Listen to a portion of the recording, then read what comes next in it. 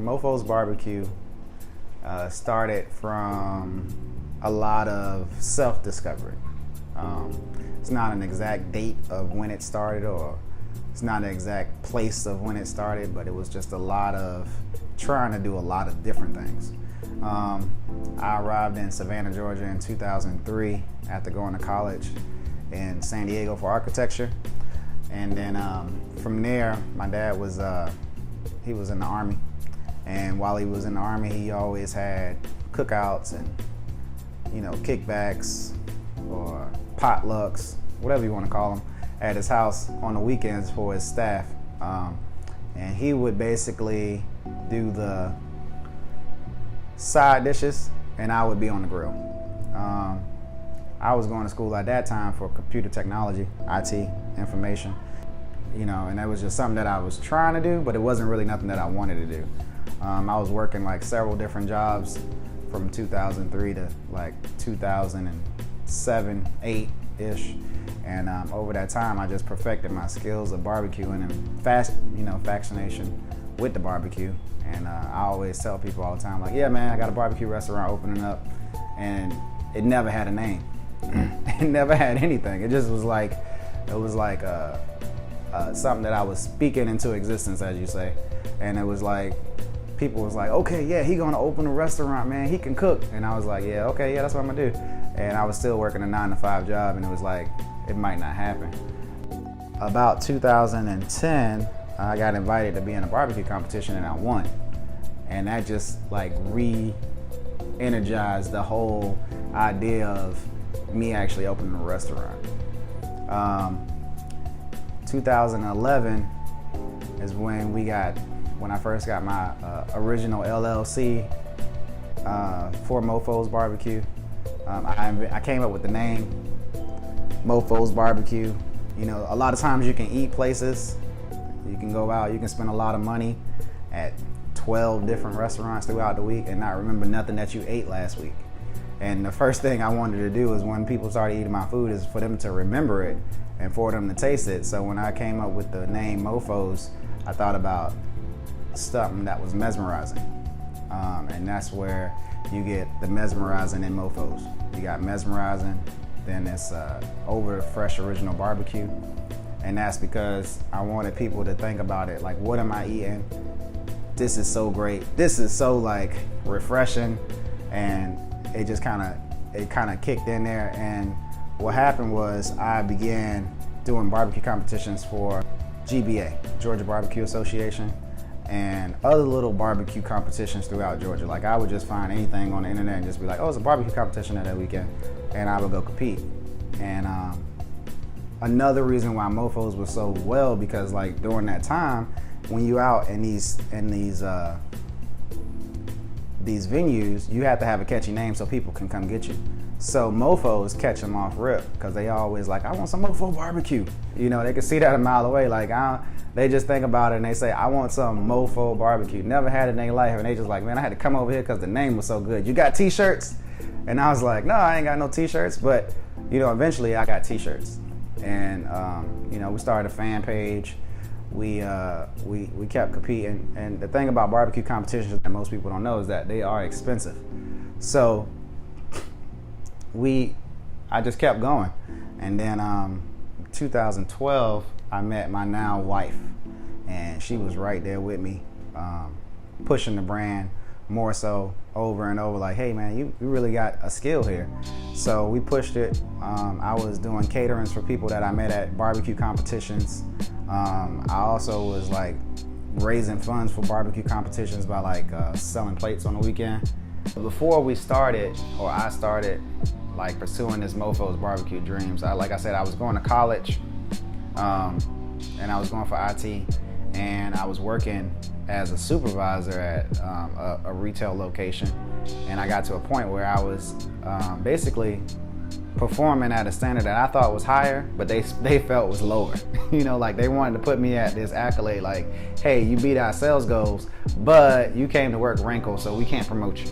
And I was like, this ain't right, because the number that you gave me, which was the most important part, is what I be. That's, you didn't tell me I had to come in here not wrinkled also, one day out of the year, or something like that. And I just got kind of fed up with getting jobs where I always felt like I could teach or do more and still never get the pay or the recognition that I actually deserve. Because I could be making even less money or more money and be feeling like I'm fulfilling something. And the problem with it also is that you're just working for somebody and they always looking at different numbers to look at to prove that you're either good or you're not good, or they just always got a clique or a friend or somebody they're gonna promote over you, and I just kind of got tired of that. My son, born to barbecue. That's what I told him. He came in the world in 1983 on a Friday or Saturday, and from that he grew on and grew on and grew into the man that he is today. His barbecuing skills came to him in a dream, I guess. He just always liked to get on the grill and just say, I'm gonna do something, and he continued to do it. Around about 2000, maybe 4 or 5, he started barbecuing heavily, and then 2008 or 9, he started getting into competitions. And in places in the competitions, I thought he could do better, but he found out a little things about barbecuing during those competitions. But the fanfare came on strong. And then the name came in. Mofos, mesmerizing over fresh, original barbecue. Something that just stuck with him, and he believed in it, and he continued to do it. With caterings outside the home, and just getting a list of people that might want to taste the food, and it just grew. It just grew. When getting ready to actually go into Mofos, I didn't actually know it was going to happen. I always had a dream of by 35 I own a restaurant, and at 32 and a half I catered a catering, and I was blessed to stay at that catering. And when I was there, a person had just shot me an invitation like, hey man, I got a restaurant, and if you want it, you can have it. And I was like, I can have it? Like, is it ready to go? Like, can I just have it? Like, it's mine? Like, where do I sign? But I was like, no, I'm not really interested in that. And almost 6 months had went past before I seen this person again, and they was like, I still got that restaurant, and if you want it, it's yours. Just come out and check it out, and we can work something out. And I had, at that time, after like 6 months had passed, you never know, when you miss a blessing, and you can say, hey, this ain't for me. I already know it costs too much. I already know I got $2 in the bank and not enough money. But, I always believe when God got something for you, it's for you. And so I kind of came down, I looked at it, the restaurant was a wreck. It was horrible. Like, it was horrible. Like, it could never work. It needed $1 million worth of work. And I told them that it needed $1 million worth of work. And I couldn't even make it work if they was gonna charge me rent, or if they was gonna make me have to fix everything, or a lot of things. And I was like, I couldn't do it. So they told me to go and sleep on it. They gave me 2 months to think about it. I thought about it for 2 months, and then I signed the lease. After we got to the point that we decided we're gonna get to the restaurant and we're gonna open a restaurant, and we signed the lease, the next thing is with all of that stuff that was messed up in the restaurant, how to make it work. How to make people want to come inside, how to get enough money to renovate the place, how to get up to code for the city. And we did a lot of research, and we wrote out a business plan, and wrote out our goals for the business plan. And one of the big things was the financing of it. And we found a mentor through a program called SCORE, which they offer mentors for people. And it's actually a national program, but they have a chapter here in Savannah you can go to, and they can tell you, they'll link you up with somebody that's kind of in your field, and kind of help guide you through what you go through. So we linked up with a mentor, and then after that we linked up with the SBA of Savannah, so we could get funding for the project that we was trying to do. And it's not really easy, I'm not gonna lie to you. You need good credit, you need assets, you need things to prove that you're not just going to be a liability, because a restaurant can open and close in a month or a week or 3. It's usually 6 months. So it's a lot of work on those fronts. And then on top of that, we had to figure out how we were going to separate ourselves. And the way we wanted to separate ourselves was providing food that was not something that was mesmerizing, that was rememberable, something that you would think of tomorrow, and the next day and the next day. And even if you can't get it a week from now, you talking about it to a friend a week from now. Like, you talking to it about at Thanksgiving, we got a smoked turkey on the table for mofos, and you can't wait till next Thanksgiving to get another smoked turkey from mofos.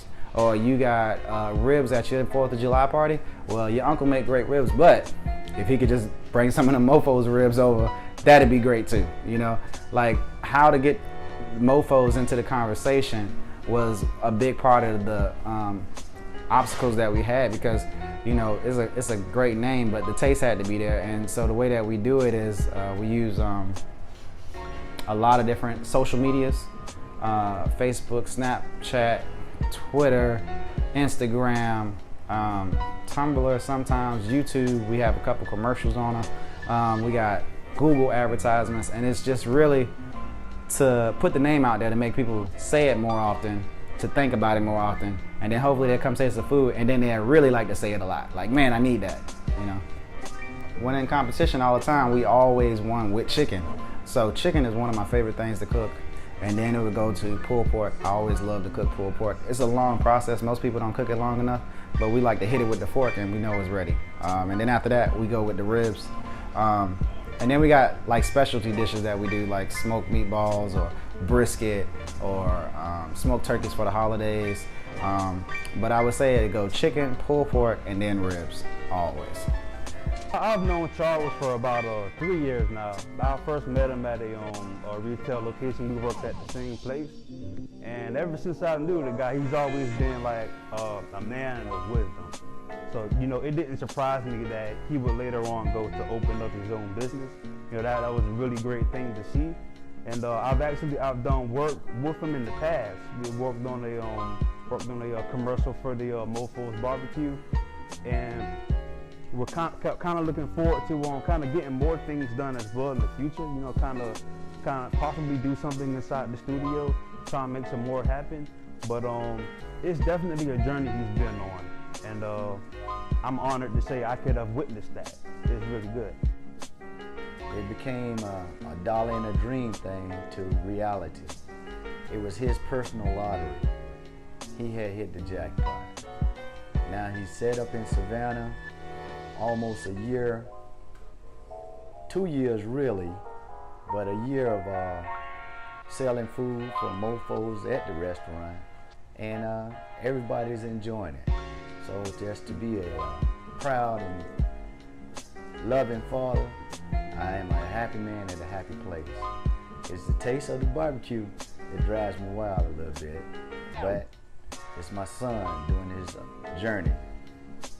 What's next for mofos? We don't know yet. I mean, we got a lot of options out there because it's a big market, and Savannah's food culture is growing.